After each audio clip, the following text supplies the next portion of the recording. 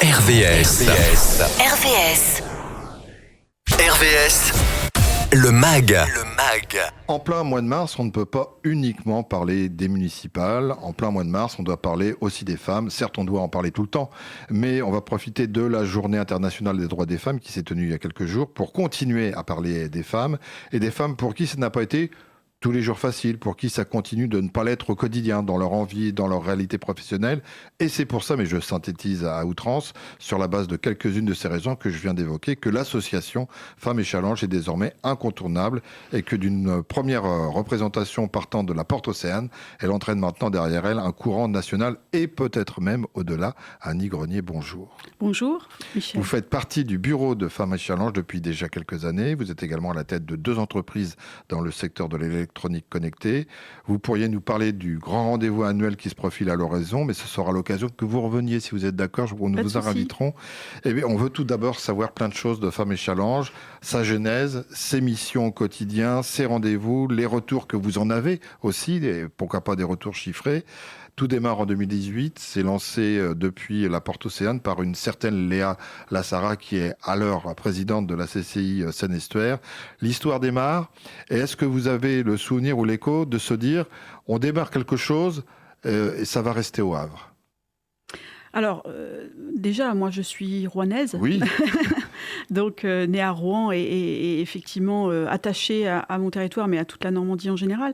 Et en fait, quand Léa Lassara, effectivement, comme vous dites, présidente de la CCI du Havre, Seine-Estuaire à l'époque, s'étonne de voir aussi peu de femmes autour d'elle en tant que dirigeante et qu'il n'y ait pas cette visibilité, cette mise en avant, effectivement, est à l'origine du mouvement et du réseau Femmes et Challenge.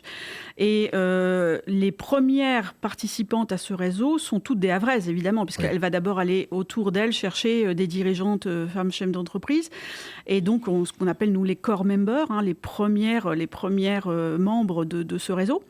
Et puis, assez rapidement, Léa me contacte, puisque je suis aussi élue à la Chambre de commerce de Rouen, et me demande si j'accepte de rejoindre ces core members. Et assez rapidement également, on se rend compte que le réseau, ça ne peut pas être un réseau uniquement havrais ou rouennais. Il y a des besoins dans toute la Normandie et le réseau s'étend très vite à l'ensemble des territoires portés par les CCI territoriales. Encore une fois, c'est un réseau qui est porté par la CCI de Normandie et par chaque CCI territoriale, que ce soit au Havre, à Rouen, sur les territoires du Havre, de Rouen, d'Évreux, de Caen ou de Cherbourg. Il y a maintenant des ambassadrices et tout ce réseau s'est déployé sur toute la Normandie. Alors au départ, qu'est-ce qu'on y fait? C'est-à-dire que Léa lance, elle s'appuie sur vous à Rouen au niveau de la CCI. On fait un recensement, on recrute, quelle est l'action qui est entreprise et pourquoi faire? Plein d'actions. En fait, il y a plein d'actions qui sont menées en même temps. En fait, toutes les idées sont bonnes à prendre et c'est pas et ou ou, c'est on fait tout en même temps. Donc c'est pour ça qu'il y a beaucoup d'actions qui ont été menées dès le départ. Alors j'en ai quelques-unes à citer qui sont toujours existantes. Il y a le comité promotion, par exemple, qui est une démarche qui s'adresse plutôt aux jeunes filles, collège, lycée, pour parler d'entrepreneuriat en tant que métier. Chef d'entreprise, c'est un métier. Donc c'est des femmes qui vont dans les établissements scolaires. Tout à fait. Voilà. Donc c'est des femmes dirigeantes qui vont parler à d'autres femmes, à d'autres filles, de jeunes filles, et aux garçons aussi. Parce que très vite, on ne se positionne pas comme un réseau uniquement dédié aux femmes, dans le sens, la communication que l'on fait s'adresse à tous. Puisque nous, le but, c'est de développer la mixité dans les entreprises et d'encourager les femmes à entreprendre et à prendre leur place à la gouvernance des entreprises. Donc, c'est pas, on vire les hommes pour prendre leur place, on travaille avec eux et on fait comprendre l'utilité, l'intérêt que la mixité apporte dans les entreprises. Donc, la promotion, c'est aussi parler aux garçons, de leur dire voilà, vous venez de, voilà, c'est pas les filles à la place des garçons, c'est avec. Parce que de toute façon, derrière, ça crée des tensions. Si les quotas sont nécessaires, on pourra en reparler. Des quotas, ils ont fait avancer la cause. Il faut dépasser cette idée. Je pense que je ne suis pas contre les quotas, parce que ça a permis de faire beaucoup bouger les choses. En revanche, il ne faut pas qu'après, derrière, les jeunes filles aient des réflexions, par exemple dans les écoles d'ingénieurs, qui leur dit « toi, tu es là grâce aux quotas ». Parce qu'on revient sur le sentiment d'imposture que véhicule beaucoup les femmes, ce sentiment d'imposteur ou de ne pas être à la hauteur. Donc si on leur dit vous êtes là grâce au quota, évidemment, ça ne peut pas avancer correctement. Donc le comité promotion, c'est envers les garçons, les filles, montrer les rôles modèles, en fait, c'est pouvoir inspirer. Donc c'est en montrant des femmes dirigeantes, en communiquant. C'est pour ça que nous, on fait tous ces efforts aussi de communication, qu'on fait des événements pour pouvoir montrer de plus en plus les femmes qui sont souvent dans l'ombre. Et là, on essaye de les sortir de l'ombre pour les montrer, pour les valoriser et les porter à la lumière de tout le monde. Parce que c'est doublement important pour elles, pour leur estime d'elles-mêmes, mais aussi pour faire passer un message auprès des autres, pour voir que oui, c'est possible et que ça a été possible. Certes, parfois, ça peut être compliqué en générant la vie de famille, la vie professionnelle et la vie de management, ou aussi de formation qu'on peut avoir pour être encore plus optimum dans le métier qui est le nôtre. Mais c'est vraiment pour essayer de permettre aux femmes de s'épanouir et aux autres jeunes femmes ou aux femmes tout court, de se dire bien évidemment que c'est possible et que je ne dois pas écarter du doigt cette possibilité. On travaille sur le mantra. Le mantra, c'est l'audace d'entreprendre. Donc c'est oser. Voilà.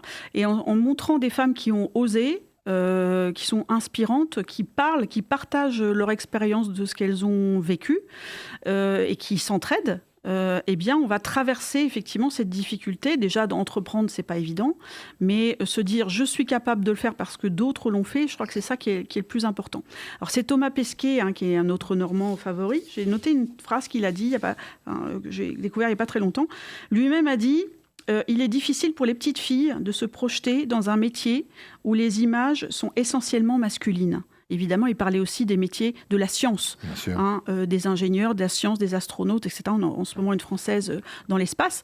Donc, les hommes aussi prennent conscience de ça et sont parmi nos très bons ambassadeurs sur le sujet. Donc, il est difficile pour tout à chacun de se projeter quand on ne trouve pas un modèle qui nous ressemble. Alors, vous avez quelques rendez-vous importants, le business time, les cafés, masterclass, les workshops aussi, et puis des récits croisés. Il y a un prochain rendez-vous qui va se tenir au mois d'avril, le 2 avril prochain au Havre. C'est quoi les regards croisés ?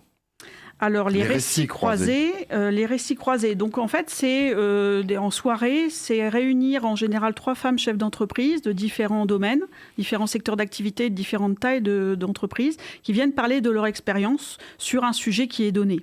Donc, le prochain, effectivement, comme vous le dites, c'est le 2 avril au Havre, et le thème, ce sera entrepreneurs et influence. Donc, il y en a 3, 4 dans l'année, sur différents territoires. Il va y avoir le Havre, il va y avoir Saint-Lô. Le 11 juin, on a un récit croisé à Saint-Lô. Et le 17 septembre, il y a également un récit croisé à Évreux. Voilà, donc à chaque fois des thématiques différentes, mais avec 3 femmes chefs d'entreprise qui viennent partager leur expérience. Et souvent, il y a une soirée réseautage aussi derrière. Parce que ce que l'on souhaite aussi, c'est encourager les femmes à réseauter. Je n'ai cité que quelques événements que vous organisez au quotidien dans l'année, mais c'est aussi un chiffre qui est important. La Normandie se singularise parce que on a été les premiers à démarrer et finalement, on est classé maintenant la première région qui performe. Oui, exactement. En fait, j'étais en train de chercher, on a 25 événements en tout dans l'année, donc c'est quand même pas mal, qui couvrent tout le territoire. Et effectivement, la Normandie, en 2025, est devenue la première région en France. Pour le nombre de femmes créatrices d'entreprises. Donc c'est énorme. En 2017, on était la 8e région.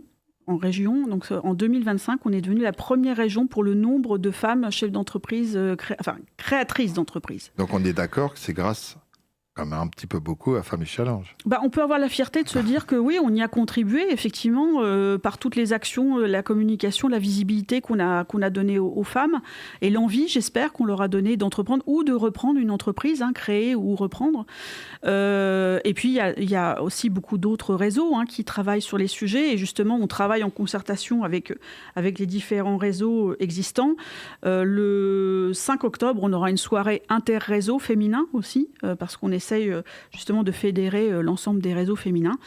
Et puis, il y a le .org, mais je reviendrai pour vous en parler. Exactement. Le forum annuel Femmes et Challenge, qui aura lieu le 10 décembre au Zénith de Rouen. Et puis, il y aura les victoires dont on parlera aussi et on va lors parler des victoires, de votre prochaine venue. Juste peut-être rappeler, comment peut-on contacter ? On est une femme et on veut être adhérente de Femmes et Challenge, comment on fait ? Alors, il y a un site web, bien entendu, que je vous conseille sur lequel je vous conseille d'aller, c'est Femmes et Challenge, donc femmes au pluriel et challenge au pluriel, tout attaché, .fr.